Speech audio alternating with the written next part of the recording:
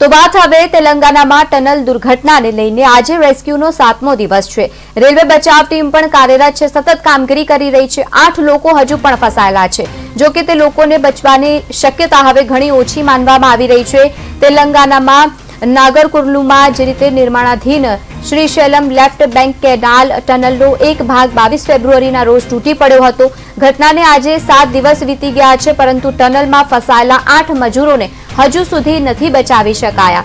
બચાવ કામગીરી સતત ચાલુ છે। સાઉથ સેન્ટ્રલ રેલવેની 2 ટીમો પણ સતત બચાવ માટે પહોંચી હતી। ટીમ પ્લાઝમા કટર અને સાથે જ બ્લોક કટિંગ મશીન સહિત જેવા આધુનિક સાધનોની સાથે પહોંચી અને ઉપયોગ કરીને ભારે ધાતુઓ પણ દૂર કરી રહી છે। જો કે નેશનલ જીઓફિઝિકલ રિસર્ચ ઇન્સ્ટિટ્યૂટના વૈજ્ઞાનિકો પણ ઘટના સ્થળે હાજર છે। ગ્રાઉન્ડ પેટ્રોલિંગ પણ કરવામાં આવી રહ્યું છે। સતત કામગીરી ત્યાં કરવામાં આવી રહી છે। કાટમાળ નીચે દટાયેલા મજૂરોને શોધવા માટે સતત પ્રયત્નો કરવામાં આવી રહ્યા છે। આજે 7મો દિવસ છે।